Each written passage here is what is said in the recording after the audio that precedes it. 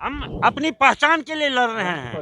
मिथिला राज्य ही एक मुद्दा नहीं है, हमारी पहचान भी, हर आदमी अपनी पहचान चाहता है और हमारी पहचान ही मिट जाएगी तो फिर हमारा क्या अस्तित्व रह जाएगा।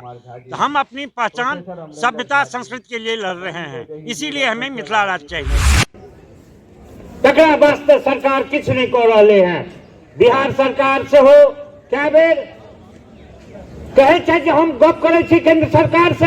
केंद्र सरकार के प्रधानमंत्री नरेंद्र मोदी जे गेल रहे पिछला दिन सहरसा किछ साल पहले, तो गछलन जे हम डैम बनाब, लेकिन ओहो कान में तूर तेल दऽ के सुतल छै। मिथिला में पलायन के स्थिति छै जे घर के घर में ताला बंद छै, लोक नहीं छै। जहिया लोक भरल रहे मिथिला में, ओहि दिन रोड नहीं रहे, ओहि दिन बिजली नहीं रहे, कोनो सुविधा नहीं रहे। लेकिन रोड छै, बिजली छै, रहनहार नहीं छै मिथिला में।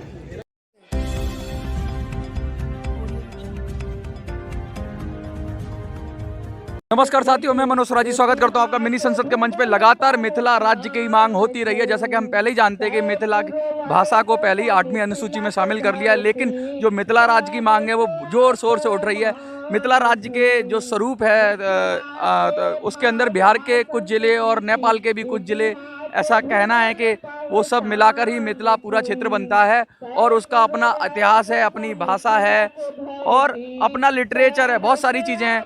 शिशिर जी हमारे साथ हैं। कैसे, किस तरह ले जाएंगे आंदोलन को? लगता है आंदोलन काफ़ी बढ़ गया है, अब तो सोशल मीडिया पर भी देख रहे हैं और बिहार में भी काफ़ी प्रदर्शन हुए, दिल्ली में हुए लगातार, तो कैसे आगे ले जाएंगे? ये आंदोलन को हमने बार बार राज्य सरकार और केंद्र सरकार को आगाह किया था कि हम शांतिपूर्ण आंदोलन कर रहे हैं, आप हमारी बात मानिए, लेकिन सरकार ने नहीं मानी। अब ये आंदोलन परसों पटना में हुआ है बिहार सरकार के सामने में। जो बिहार सरकार को डर हुआ, अपनी सुरक्षा बढ़ानी पड़ी राज्यपाल को और मुख्यमंत्री को। अब 700 किलोमीटर की पदयात्रा हम निकाल रहे हैं पूरे मिथिला में अगले महीने, जो 70 दिन तक चलेगी। ये जन जागरण यात्रा है मिथिला राज्य के लिए। साथ ही ये यात्रा है बिहार सरकार और केंद्र सरकार को कहने के लिए, यदि इस यात्रा से भी तुम नहीं माने तो ये हमारा जन जागरण मिथिला राज्य के लिए जो है, इसके बाद हम पूरे मिथिला में हिंसक आंदोलन करेंगे।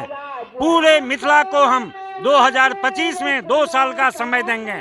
यदि 2 साल के भीतर में सरकार ने कुछ नहीं किया तो हम 2025 में मिथिला को पूरे राज्य से, पूरे देश से टोटल परिवहन व्यवस्था, आवागमन व्यवस्था, जितनी भी व्यवस्था है, चक्का जाम करने की, चक्का जाम की बात नहीं, चक्का जाम की बात नहीं कर रहे हैं। हम मिथिला को दूसरे क्षेत्र से आवाजाही और आवागमन सब बंद कर देंगे। और आप जानते हैं कि यदि एक मिथिला के 6-7 जगहों पे ये नाकाबंदी हम कर देते हैं तो कम से कम 12 राज्य उससे प्रभावित होंगे।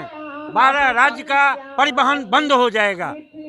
मुझे लगता है वैसी नौबत नहीं आएगी 2024 का इलेक्शन भी, और मोदी ऐसी नौबत नहीं आई, क्योंकि हम लोग शांति से आज तक आंदोलन करते आए हैं, लेकिन सरकार की जू नहीं रेंग रही है, सरकार कुछ कर नहीं रही है। इसलिए हमें पदयात्रा के माध्यम से इसको दर्शाना है। और उसके बाद भी सरकार नहीं मानती है, हमसे बात नहीं करती है, तो फिर हम आगे इस आंदोलन को इस तरह से ले जाएंगे। जो भी लोकतांत्रिक तरीके, संवैधानिक तरीके, क्योंकि बहुत सारे स्टेट्स बनाना कोई ऐसी बात तो है नहीं कि कोई मुश्किल बात हो। 50 लाख का स्टेट बना सकते हो, 1 करोड़ का स्टेट बना सकते हो, तो 10 से 12 करोड़ का पॉपुलेशन है मिथिला के अंदर, उसको स्टेट का दर्जा क्यों नहीं दे रहे हो?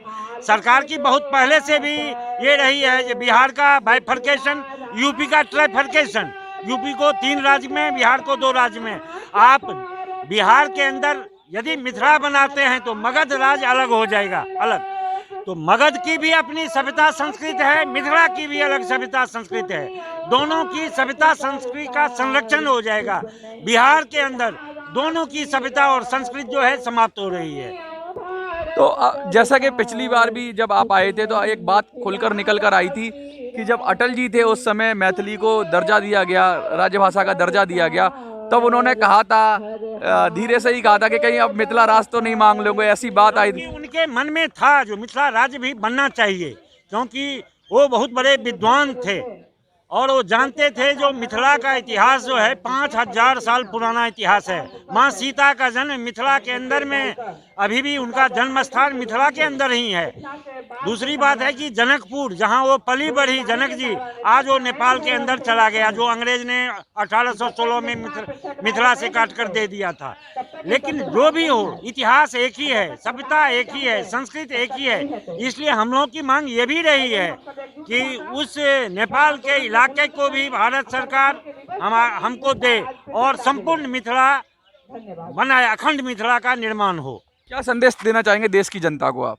देश की जनता को हम यही कहेंगे कि आप हमें समर्थन कीजिए, मिथिला के लिए समर्थन कीजिए, मैथिल के लिए समर्थन कीजिए, माँ सीता के लिए समर्थन कीजिए और 10 करोड़ 12 करोड़ मैथिल जो पूरे देश में फैले हुए हैं, आज पूरे देश के अंदर चले जाइए, चाहे मजदूर क्लास के लोग हों, चाहे बड़े बड़े ब्यूरोक्रेट्स हों, वो मिथिला से हैं। चाहे दिल्ली हो, यूपी हो, किसी भी स्टेट में चले जाइए, बड़े बड़े पुलिस अफसर, सीबीआई, सीआईडी सब मिथिला से मिलेंगे, मजदूर भी मिलेंगे। क्यों आज ये स्थिति है, सब के सब भाग रहे हैं मिथिला के अंदर और यहाँ से कोई वापस नहीं जाना चाहता है, क्योंकि वहाँ कोई भी सुख सुविधा नहीं है। क्योंकि सबसे पहली सुख सुविधा होती है आदमी की शिक्षा, स्वास्थ्य। शिक्षा स्वास्थ्य की स्थिति बहुत ही खराब है। वहाँ शिक्षा और स्वास्थ्य के केंद्रों में बकरी और भैंसे रखे जाते हैं, तो क्या होगा, कहाँ लोग बच्चे को पढ़ेंगे? लोग भाग रहे हैं, वापस नहीं जा रहे हैं। हमें लगता है आपकी बात मिनी संसद के दर्शक समझेंगे और आपको ज़्यादा से ज़्यादा सपोर्ट करेंगे। अगर आपको लगता है कि मिथिला राज्य बनना चाहिए तो ज़्यादा से ज़्यादा वीडियो को शेयर करिए, चैनल को सब्सक्राइब करिए, वीडियो को लाइक करिए। और जय मैथिली। हम अपनी पहचान के लिए लड़ रहे हैं। मिथिला राज्य ही एक मुद्दा नहीं है, हमारी पहचान भी, हर आदमी अपनी पहचान चाहता है और हमारी पहचान ही मिट जाएगी तो फिर हमारा क्या अस्तित्व रह जाएगा। तो हम अपनी पहचान, सभ्यता, संस्कृति के लिए लड़ रहे हैं, इसीलिए हमें मिथिला राज्य चाहिए। बहुत बहुत शुक्रिया आपका।